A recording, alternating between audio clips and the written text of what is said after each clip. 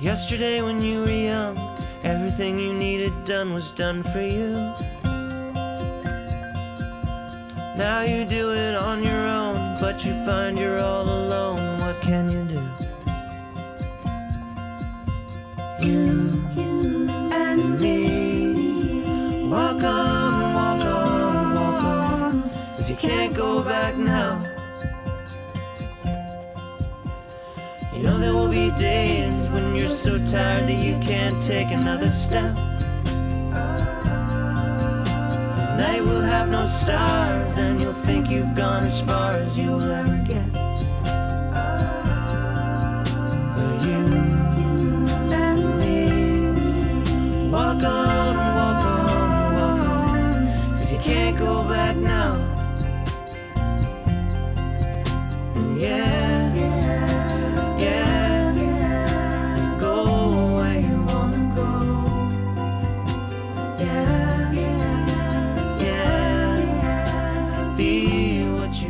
identity formation is a lifelong process. It doesn't just happen at one time. There are periods of time when it's more intensely experienced, and primarily we think about that early adolescence as a time when children are doing some intense identity formation. You're seeing that child sorting through, who am I as a person? Who am I as part of this family? Where am I going with my life? And with adoptive children, that becomes complex because they're coming from multiple places. And depending on their early experiences, it can be more than just birth family, adoptive family. It can also be multiple foster families. It could be some residential settings. So there are other people that have played a role in who they are and how they develop that sense of who am I and how do I belong in this world and how am I going to start expressing myself in the world and where am I going. One of the key things as we think about adoptive children, especially children who've been through the foster care system or who've had multiple traumatic experiences, we want them to have as much information as possible before they hit that early adolescence. Yeah, go where you wanna go. Children need to have a coherent narrative to their life, and part of identity development comes into that coherent narrative. And when I say coherent narrative, what I mean is the story of our lives. Our identity is also formed out of that story. So having our family history, having our social history, understanding what happened when we were born, what was the hospital, who was there when I was born, then who was the foster family that I was placed with.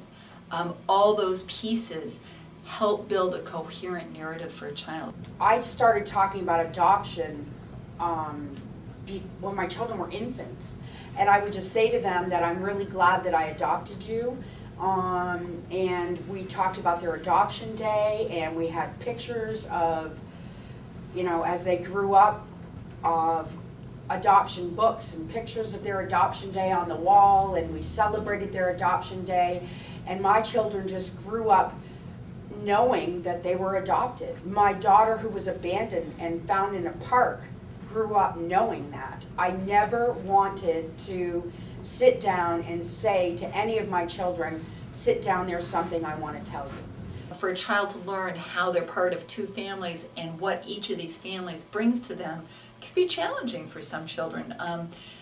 And again, this is where having that coherent narrative, having the child having the information from early on, so you're not sitting down and having the conversation that, by the way, I haven't told you, but you're adopted, but instead for them to always know that they're adopted. I know that Larry's not going to, when he's 15, hitchhike to California looking for his real parents, because we're right here, we're right here. And he knows that. I have Danielle. We have no history at all.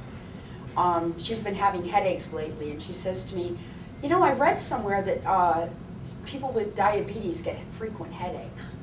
We don't know if there's any diabetes in her family. She's got the biggest, beautiful brown eyes that you ever want to see. She has no idea where those came from. She doesn't know why her parents left her. She doesn't know what country her family immigrated from. She doesn't know any of that.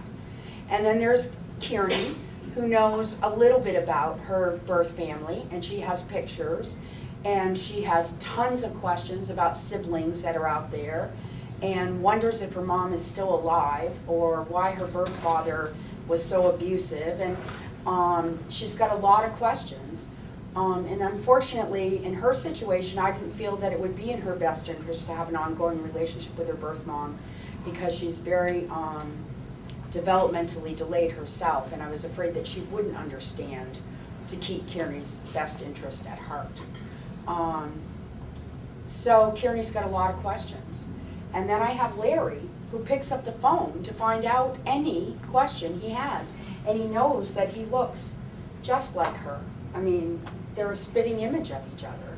And he gets every single question answered, and he knows how much she loves him. That's never, ever a question for him.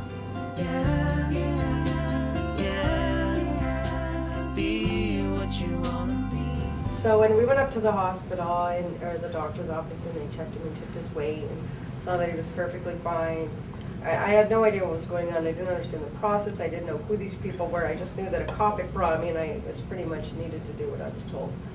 So I was there, and then another woman, stepped in and said, okay, I'm so-and-so, this is who I work for. This baby is going home with somebody else today. And Jody walked in the door, and I can't even give words, and I've thought about it for a couple of days now, trying to put it into words, and it's really, I can't, because there wasn't hatred or there wasn't any feelings anything like that, because I was just so confused, and I was just so upset. Larry needed lots of medicine, and he got sick very easily, and, I had to learn, to do CPR on infants and all kinds of just super watching him. His eyebrows would get red if he was going to get really sick, just little things, and I was just like, how is this woman, she doesn't know any of these things, how can I possibly, you're kidding, right? So there wasn't really, I'm sure I wasn't happy with her, but it wasn't like I hate, had bad feelings. The whole thing was a mess. I was scared to death. Our relationship was pretty rocky at the beginning. We were polite to each other. She was always welcome in my home for visits, and I made that very clear, and sometimes she showed up for the visits and sometimes she didn't. But we were always polite, but I didn't really like her and she didn't really like me. That was the bottom line. I think that she felt, correct me if I'm wrong, that I was trying to take her son away from her, and I felt like she wasn't going the extra mile to get her son back. The intensity and the conflict of a TPR trial can create a lot of splits between the families. It may be really difficult to see the positive and see how it could be in this child's best interest. What's important to remember is that over time people change. The emotions in the moment may calm over time. Larry was 4 at this point. He knew, that was his mommy. He called her mama. And I was Jody, and he knew that that was his mama. So I knew that for his sake, it was important that she remain in his life. Did I know what that looked like? I had no clue. We want to keep openness as much as possible. It may be, as I said earlier, letters. It may be pictures back and forth. It may be some phone calls that you're making to the birth family, but that you're not having ongoing contact between the child and the primary family. But over time, you realize that this mom is developing on her own trajectory, and she may become an appropriate resource, and you may want to open it up over time. I think the point that I want to make is that this was an evolution. Kelly and I didn't love each other from the get-go. And when I first adopted Larry, I did not expect to be sitting here talking about open adoption. There was a part of me that probably at that point would have loved to have said, there, he's mine, see you later. Go have a good life, go do your partying. But I knew that that wasn't right for Larry. Yeah, go where you wanna go. I sort of started to think about what that would look like. And finally I decided to meet with Kelly, and we put the cards out on the table. And really, I had a friend of mine come who offered to be the mediator for this meeting, and just said to each of us, what are your fears? Let's get it out there. What are your fears? And I explained that I was afraid that he was gonna think that she was young and beautiful and had tattoos and dressed really cool, and he was gonna look at her and think that she'd be a much cooler person to grow up with than me, this old lady. And that I was afraid that when he turned to be a teenager, we were gonna have some fight one day, and he was gonna say, that's it, I'm gonna go live with Kelly, and you can't tell me what to do, and you're not my real mom. And I told her all those fears that all adoptive parents have. So that was a turning point in our relationship, when we were able to just put the cards out on the table. And then we both agreed that no matter what decisions were made, they would always, always be made in Larry's best interest. It wasn't about me, and it wasn't about her. It was about what his best interest was. And if we could keep that in perspective, then we wouldn't hurt each other's feelings. We didn't have to worry about that. It would always be, the focus would be what was right for him. And then we sort of took it from there. Yeah, yeah, go where you wanna go. There are some guidelines that are helpful. One is, you want to know what the real question is that the child is asking, and you want to be answering that question. You don't want to be giving them an hour-long lecture when really what they wanted was a pretty short answer about, okay, who's my birth mom? They may have just wanted her name. They don't necessarily want to know the entire life history, and if they're 3 or 4 years old, they're not going to take in the life history. So you need to be thinking developmentally, what is it that is appropriate at this age? So it's up to you also to be comfortable with that. And if you are not naturally comfortable, if this is awkward for you, practice. Talk to support people, talk to friends, talk to other adoptive families. How have you negotiated this? So that when that child asks that question, or you're ready to be saying this in passing in a conversation, you're comfortable. You can be positive about it. Have some information that you can pass along. So if this family is not going to be continually accessible to your child or to you to ask questions, that you've collected some of the positives, and that you're able to present those to the child. Look at that. You're a really good baseball player like your dad. Look at that. You've got that beautiful curly hair like your mom. If you don't have a lot that's positive, dig through the file. I mean, if your child comes to you through the foster care system, you have a file that you get at the time of adoption. That's going to have information. May not have all the positives. It can have a lot of the challenging stuff. But dig through that also for information if you haven't had a lot of contact with that birth family. One of the primary pieces that you're going to want to be thinking about is this birth family going to be supportive of this child being my child? Is this birth family able to say, you got to go ask your mom, you got to go ask your dad, and the mom and dad they're referring to when they talk to the child is the adoptive family, not them.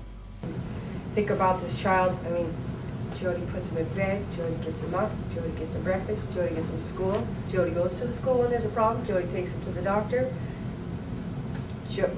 And that's how it is. That's what a parent does. And, he sees that and he knows that. I mean, there's no question to him. A parent is the one who does these things for you. Sports, friends, sleepovers, all these things. And that's what a parent does. And I also needed to learn that because I didn't know that myself. And through watching Jody parent him and the girls, it's just been made obvious. This is his mom. It's that clear. Well, and the other thing to give Kelly some credit here is that, Larry's 12 now, and Kelly will come over to visit, and he'll say to Kelly, can I go to your house for the weekend? And Kelly's like, you're asking the wrong person, you go ask your mom. Which I always go, thanks. But if I say, no, Larry, you can't, Kelly now knows that has nothing to do with whether I trust her or whether I think she's going to drink or whether I worry about a car accident or any of that stuff. That's not what it's about. It's about the fact that we need to help Larry know that this isn't shared parenting, that I'm his mom and this is his birth mom. And we don't want to make that fuzzy in his mind. Yeah, be what you wanna be. People change. A lot of times primary families change in positive ways. They grow, they develop.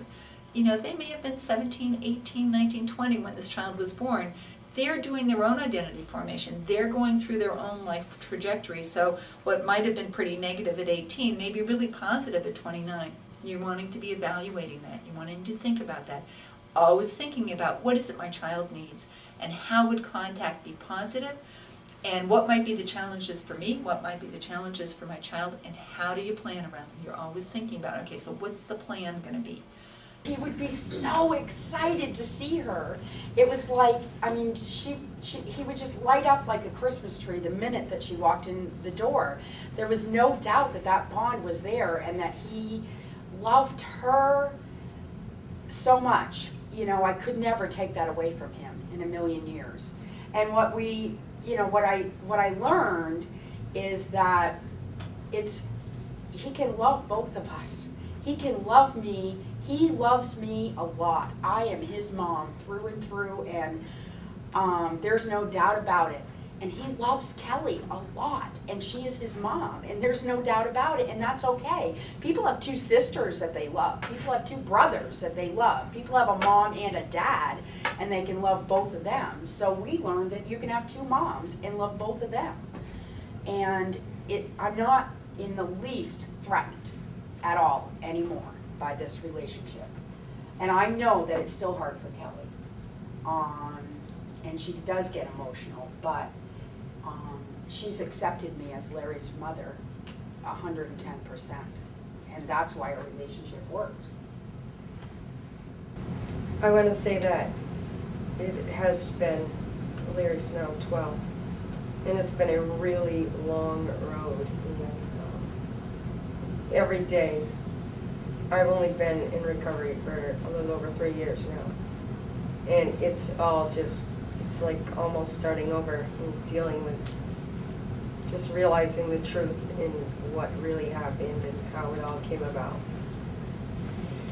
And every day something new comes to me about feelings and how this all works out and how it all got to how it is. And just recently it occurred to me 2 nights ago that, you know, Jody didn't just save Larry, because I wouldn't be here today if I could not have seen Larry, if I couldn't have still had him in my life, if I couldn't have, she saved us both. You know, that's huge, you know, to be able to have today and tomorrow, to be able to still see him and still see everybody else that I love. If Jody didn't allow me to still be a part of Larry's life, I wouldn't have that today. And it was all about her coming in and saving Larry. And that just shows how much she loves Larry. She loved Larry enough to let me stay around. And that's just amazing. That's amazing. That's big love. It is. It is big love. Yeah, yeah, go where you wanna go. Yeah, yeah, be what you wanna be. If you ever turn around, you'll see me